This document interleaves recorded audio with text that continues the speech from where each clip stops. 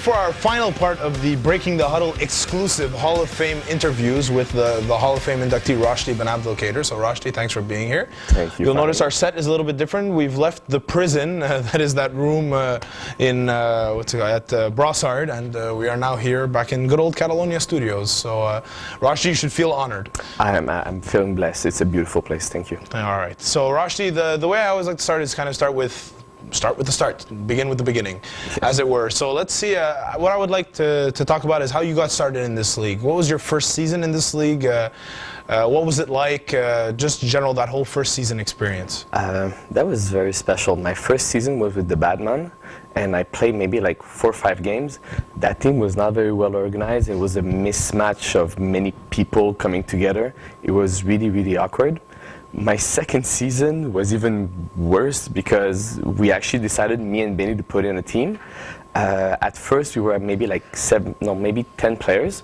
At one point we had to switch about 7 of them because they did not know how to play flag, they did not want to play flag. One of them even tackled a player during a game and injured another player. So I was pretty rough but interesting. So, and you personally, how did you find your integration into the league coming in when you started? It was fun. Like, it was the first time ever that I was part of a league, like for fun, but that was that well organized. And I did not know at all in what I was getting myself into. I was a bit overwhelmed by all the organization, how people were getting prepared, which was very impressive. But I really, really loved it. Now, Rochdi, you've played touch before you joined the league. You played tackle before you joined the league. I've asked this question each of the Hall of Fame inductees because they all have experience in both those domains to a certain extent. We always hear that people have a bit of difficulty adjusting to the flag game. Did you have those same difficulties, and if so, describe exactly how long it took and what you were able to overcome? The biggest difference would be for somebody from tackle that comes to flag. The difference is huge. As soon as you're coming from touch to flag, it's not that bad. It's just that at one point you have to realize that in touch we have 3 downs for 10 yards. In flag we have 4 down for 10 yards, and then 1 yard pass can actually turn out to be like a 20-yard gain. So just the way of perceiving the yardage and the passing makes a huge difference. But let's say after like a season, you actually grasp it and you do appreciate it. Now, looking into your touch experience, obviously you're known here for your spin move. Was the spin move something that came into existence in FlagPlus, or did you use it in touch too? Because you'd see that it wasn't very useful in touch, I would imagine. No, absolutely not. Like in touch, what I'll do lateral passes. Yeah. And that's my way. Like, I'm going to be faking laterals to get an extra yard, or actually really doing those laterals. In flag, because there's no lateral, the only way, because I do not have a blazing speed, so I'm trying to compensate. I do have a pretty big ass, so for people to actually go around the flag to grab it makes it harder, so I'm using the spin for that. So you're kind of flag guarding with your ass, is what you're saying? That's a way of seeing it. That's just me displaying it for people, pleasure of looking at it. That's a different way of looking at it. Awesome, awesome. All right, so now you said you played with the Batman, then you had that season with the Pura Madre. Yes. Then obviously then you kind of joined in with that core group of guys that you've been playing with on and off ever since. Yeah. You've played with a whole group of different guys. You've played with pretty much, I mean, we could go down the list, but I mean, a lot of the big name guys in this league, guys that are names that we do recognize you've played with. Talk to me a bit about your experiences jumping to and fro all these different teams and everything. Mostly, each and every time, I'm always playing with the same core of, let's say, 4 or 5 guys. Yeah. The thing is, I like to, because in touch football, I've been playing in the same team for a very long time, and I'm still friends with all the different people, so I just wanted to have the chance to play with other people, just to see their way of playing, way of handling themselves during the games. So that was more of an experience type of thing for me, to having a chance of sharing like how they're like cutting their offense, how they're cutting the defense, to understand the different way of doing. Now, the question I like to ask to each of these guys, it's very hard to be critical about yourself as a player, any player, but especially once you reach the level of Hall of Fame and FlagPlus. It's easy to find your own asset, but I'd like you to find your biggest fault as well. But we'll start off, what do you think is your biggest asset? What is it that's allowed you to have so much success over the years in this league? Probably the fact of spending time before and after my games just watching other people, where I love to see what people are calling on the offense, what they're calling on defense, how they're like playing, what they're doing. I like to understand their point of view of doing their stuff, and that allows me to get better and understanding a bit better the game. All right. And I'm sure, well, to be honest, all the other guys, when we spoke about you, because we do speak about all the different inductees, they always brought up hands and route running. Do you take pride in those two aspects of your game? To me, I want to make sure that no matter what, the quarterback will always know where I'm going to be, and he knows that if he puts the ball at a certain spot, I'll be there no matter what. So that's why, for example, with a quarterback like Carmen, quite often he would be looking away and knowing that if he threw the ball at that certain spot, if he asked me to be there, I will be there at that point. That's why I got like a very good chemistry with him. All right, and we'll get back to that chemistry a little bit later. What's your biggest fault, if you had to pick one? Something that you kind of look back season after season or game after game, you think, man, I wish I could do this better? Or... taking the game too seriously. All right. Probably I'm not enjoying the moment enough, and when I'm playing, even for scrimmage, I'm going to be taking things seriously and asking people to do stuff, and if a pass is not completed, then I'm going to be asking what's the problem, what's wrong. I should probably learn to appreciate the moment and just understand that it's a game. I take that maybe a bit too seriously. You sound a bit like those people in job interviews who say that their biggest fault is they work too hard. You know? It's kind of a cop-out answer, but it's all right. Although I will say every time I've lined up against Rochdi, he's been laughing his ass off. So, I mean, there is that. I've seen that lighter side on the field sometimes. But that's the different thing is, like, if I'm playing against somebody, I'm going to be having fun, and I want to have fun in this, but people on my team, not often they're going to be smiling with me, and after, yes, during the game, maybe not so much. All right. We've said it before, you've played with a ton of different teams. Obviously, you've won some championships and you won playoff MVP. What is the best team you've ever played on? The best in terms of talent that you think if you match them up against all the different teams you've played with, that's the best team? I would say we're a messenger of happiness. It was a team with Benny as a quarterback, and we had a lot of different guys from touch football that were not necessarily inside of FlagPlus, and I just decided to bring all of them. There was like people that I wanted to play with, so I decided let's try to make a team. On an individual talent base, I think it's the best team that I've ever played in FlagPlus. Problem-wise, the problem was that not a lot of flag experience, and then at that moment I realized that experience is actually more valuable than talent. That being said, you guys did have a good season. Yeah, for sure. And we went like 9-1, and we were very, very good. The only thing we lost in the playoff in a bad way against a team that actually won everything. But like talent-wise, I still think that if you're taking each and every one of those players, we can play against any team easily. All right. In a similar vein, who's the best player you've ever played with? I gotta give it to Carmen. Like, he is that good, inside and outside. But inside, he really mastered the game by playing a lot. He's able to elevate the level of any possible team, and he's that good that he understands the game very, very well. I'm impressed. And who's the hardest player for you to play against? It doesn't have to be necessarily one. There's two possible ways to look at this I've seen in the other interviews. One is I have to game plan for this guy. I always have to be aware of where this guy is or what he's doing, both either offensively or defensively. Or the other thing is this guy annoys the crap out of me, and I hate playing against him. He gets me off my game. So either way. I could actually go both ways. Like, if you just talk like talent-wise. SCC, like each and every time he was somewhere, you had to know where he was on the field, because if you don't account for him, he would torch you in any possible way. We're speaking of Simon Charbonneau-Campo of the Express from that. And he's like, physically, he's tall, big, and really fast. So he's an incredible mismatch against any type of DB, because if you got a DB that is fast, he's physically going to be out-bodying and he's going to abuse him like crazy. And if you put somebody a bit bigger, he's that fast that he's going to burn him. And what about you as a receiver, for example? Somebody who's defending you, or that you always got nervous? Nervous? I would not say nervous. But you were mindful of being but I would say Karim Bennett. Okay. The thing is, with him, he actually abused people. Like, I played tackle, and I actually got more hurt after a flag football game than a tackle football game with Karim. He will not only grab your flag, but put you on the ground, hit you, and he's doing that little extra push that I still don't understand why. And I've seen him like raping people on the field, but he seems to actually appreciate me even more and wants to rape me a bit harder, which is kind of awkward. Well, we'll keep our eyes open for that if you do play each other somehow this year, or in the future as well. We'll try and see. Maybe that's a little shout out to the disciplinary committee of FlagPlus Football, right? All right. So what I want to know now is, obviously, again, you've won some championships. What is the biggest win for you? The win that left you the most satisfied, that you were thinking, if I stop playing FlagPlus Football after this night, I'm good. Nothing can top this moment. If you had to pick one.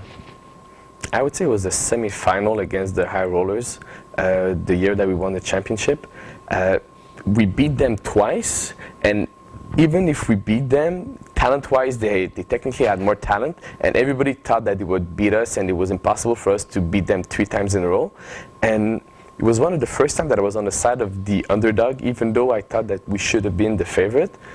And not that I took it like personal, but I was trying to understand why, and just being able to beat them, it was a very good thing. You're speaking of your season with the Kings, right? Yeah, exactly. In the spring season when you guys won the championship, when you were named playoff MVP as well. Exactly.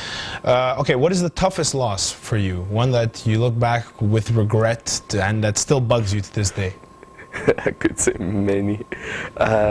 You can name more of them, but I'm like the top. Last year with the Rough Riders when we lost against the Wolfpack, that was bad. Messenger of Happiness, which I thought that we should have won everything fairly easy. We lost with 3 plays to go.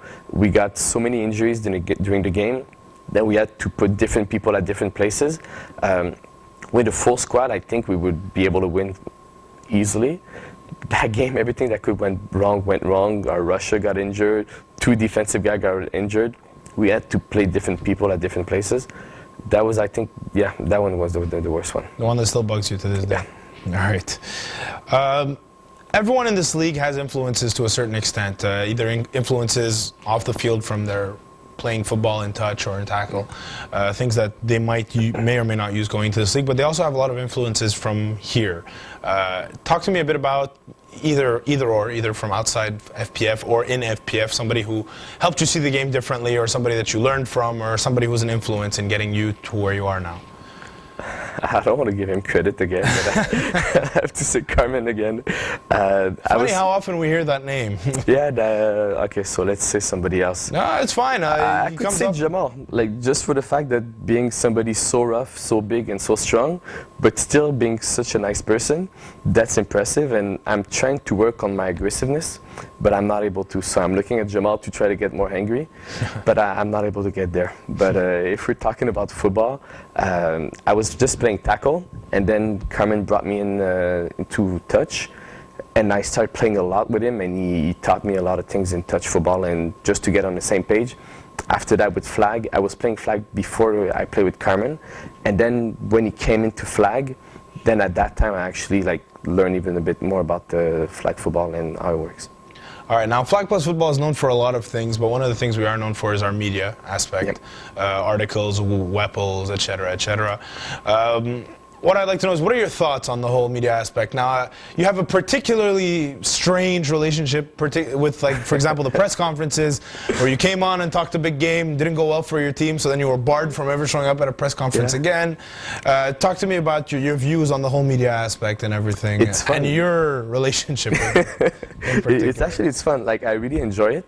The only problem is, most people always are kind of boring and just saying the politically correct thing. Yes. I just wanted to be a bit more funny, so I tried at different moment to use a sense of humor and making fun of the other team, which did not work. And but to this day, it's one of the most entertaining press conferences we've done. That's very nice of you, and I appreciate it. To set that standard from the first batch we did, I think is impressive. So I have to commend you on that. But it was also part of the biggest upset ever in the flag football history. That's that's the only counterpart of it, where it was fun, and it was with Patrick Chenard, and it was really entertaining. And normally I'm not somebody that will trash talk on the field, and he did not know that I could actually trash talk a bit, which he was surprised, but he backed it up after in the game, and I looked like an idiot. Then after that, I tried to be funny again against your amazing team, and you guys just prove me wrong. And after that moment, nobody from my teams ever want me to do any press conference or anything. What exactly did you do against my amazing team?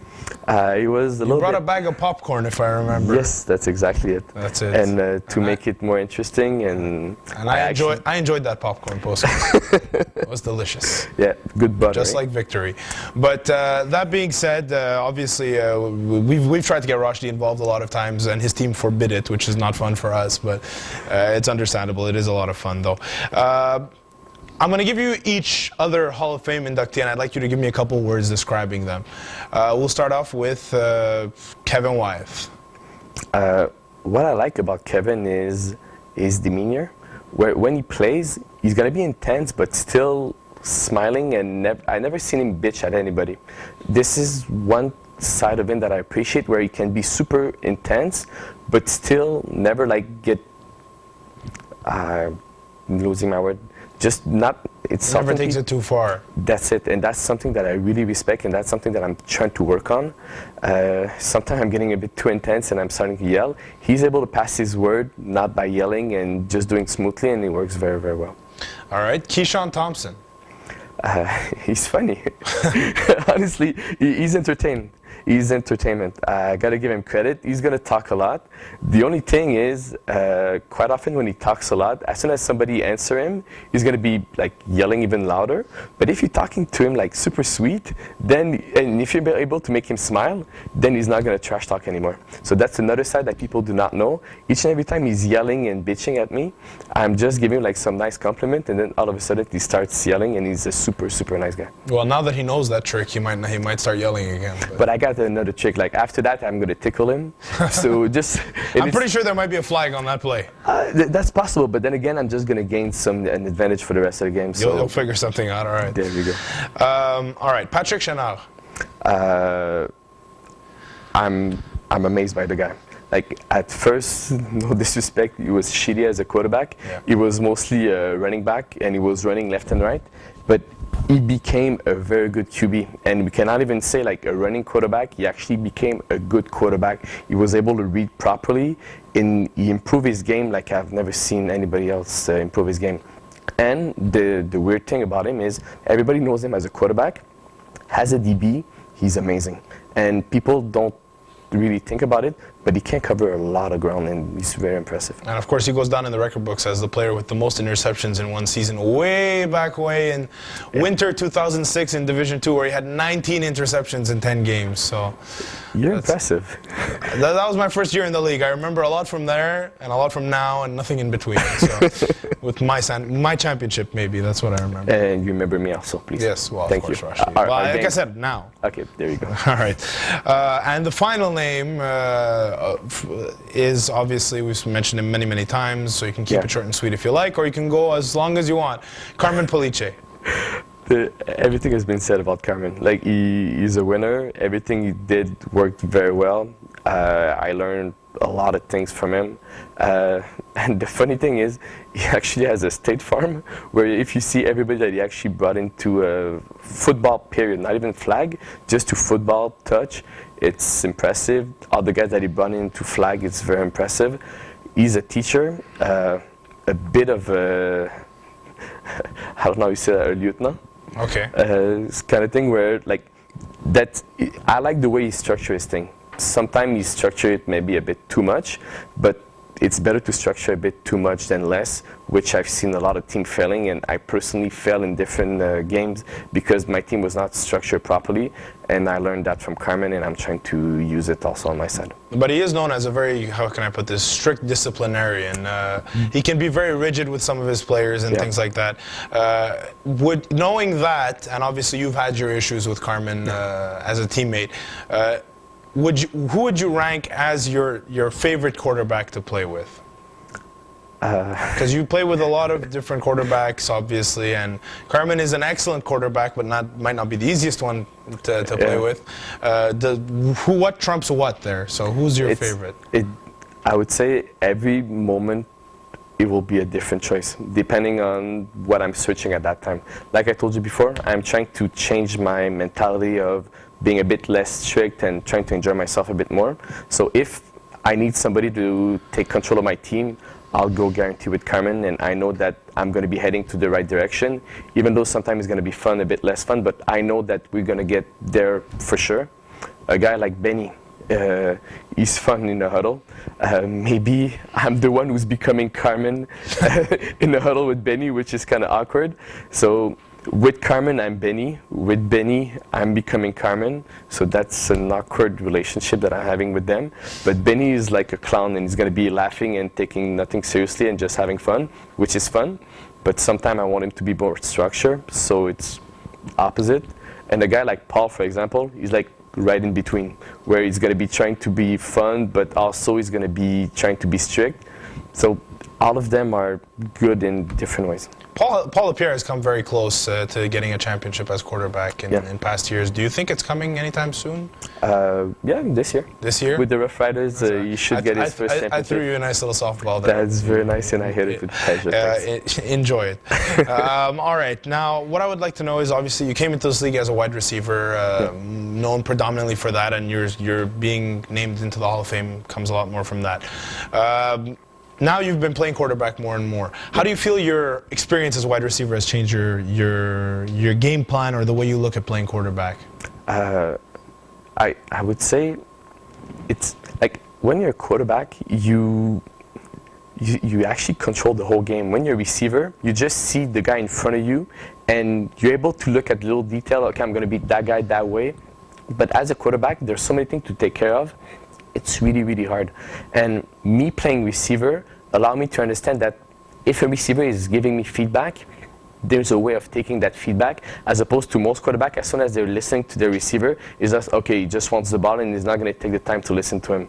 So I'm trying to do what I'm having some problem with the quarterback. I'm trying to listen to them, ask them questions, tell them how I want my feedback, and it's like a teamwork type. And yes, it is a teamwork, but as a quarterback, a lot of time, like they're getting selfish and egocentric, and they say, I'm going to do it my way. I'm trying to get as much feedback as possible from my receiver to understand what's happening. Trying to make it a more participative experience. Exactly. All right, and my final question is, you are known above all for two things in this league. Aside from success and winning and etc., really there's two things that stand out. Yeah. One is your spin move, we mentioned it earlier, yes. And two, of course, is the fro. Yes. I think if this were a professional sport, we'd have fans showing up to games with giant fros.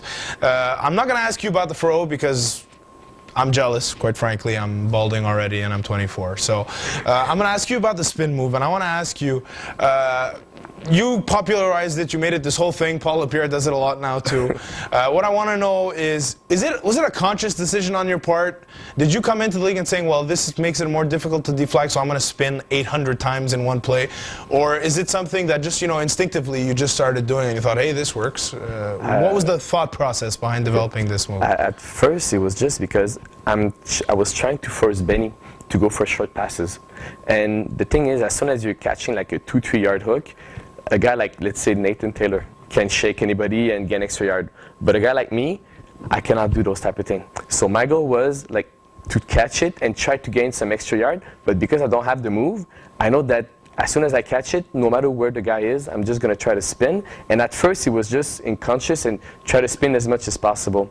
With the time, I actually learned that if you time that spin, normally you don't even need to do the 360, because I've actually been sick a couple of times. After spinning a couple of times, the next play you're just asking, okay, I don't want the ball because my head is spinning. And I did once, I think, like about 10 spin, and it was really not pleasurable. Now, from your finals MVP game, the championship with the Kings, that's the most memorable spins for me, because you did two of them on the same play, and the play was maybe a 40-yard touchdown or something, but the actual catch happened after 3 or 4 yards or something. I would like you to take me through that play and that spin, because that was an unbelievable play, really. And the funny part is it was really like a 3-yard pass, and I was like the 5th receiver on the Carmen's read, and he just basically gave me a dumb pass. And the thing is, as soon as I catch a hook, my first reaction will always be to do a spin no matter what, because I'm thinking the defensive guy is coming and probably aiming for the flag. So it's automatic. Each and every time I catch a hook, I'm going to do a spin. And then after that, I'm looking in front and I'm trying to see, okay, who's coming? If somebody comes, I'm actually going to be going towards that guy and show him my flag for him to actually bend. And as soon as I see him going for it, I do like, it's like 180 spin. And I was doing like 180, and then the 360. And then I'm like, he actually went a bit further than I thought, and I got winded. And when I get winded, then this is when I'm actually spinning even more. Okay. And it worked. Well, see, it's very interesting to hear about all this, because a lot of people kind of criticize and they say, oh, all he does is spin. Anybody can spin. But there's a lot of thinking that goes into this spinning. It's pretty impressive to hear it like that. Well, look, I mean, that's it for my questions. I've left each of the guys some time to, if they have anything they want to say, your thoughts on being inducted into the Hall of Fame, anybody you want to thank in particular, or anything like that. I leave the floor to you, Rochdi. That's pressure. First, I have to congratulate you guys, like every member of the staff. It's amazing what you guys have done. Just having the chance of taking a little league and everything that has been put around it made it so pleasurable. And I'm looking forward for my weekend to actually play football. And most of my friends, we're always like talking about FlagPlus, and we do really enjoy the league. And it's almost becoming a social thing where we talk about it quite often. And where you guys have a grill and beers and all that. Yeah. And yes, and that's a shout out to Donald. Yes. Being able to bring this to another level.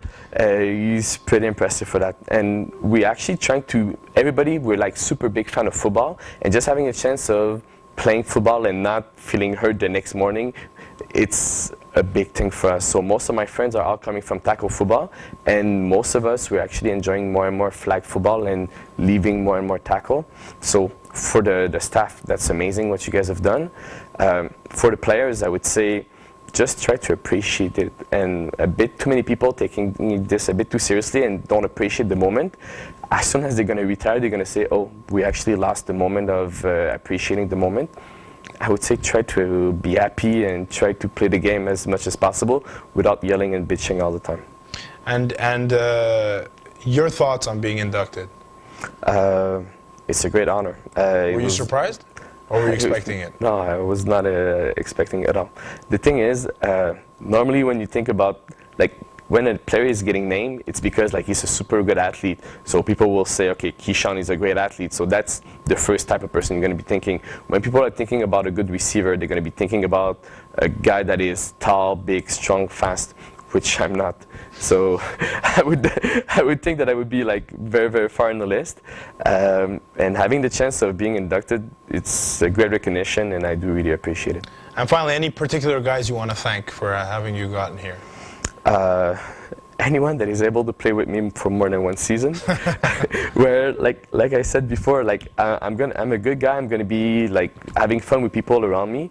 It's just that during games, I can be a pain in the ass, and I can be like demanding because I'm expecting a lot from people. And I'm not as crazy as Carmen, for example. But there was just a little shot to Carmen. But no, I actually learned a lot from him, and his structured way, I'm trying to apply it. But I'm trying to do it my way in a nicer possible way. And I'm still working on it, but it's not that effective all the time. You'll get there. I have no doubt that you will, Rochdi. Look, on behalf of the league, I just want to say again, congratulations. Very deserving Hall of Fame inductee. On a personal note, Rochdi is one of my favorite people in this league, so I'm glad to see him get this honor. That's it from us at Breaking Can I hug you? Huh? Can I hug you? After I'm done doing this. Okay. That's it from us here at Breaking the Huddle with all our individual interviews with the Hall of Fame inductees. I hope you enjoyed it, and we'll be back in the spring season with more exciting Breaking the Huddle episodes. Thank you.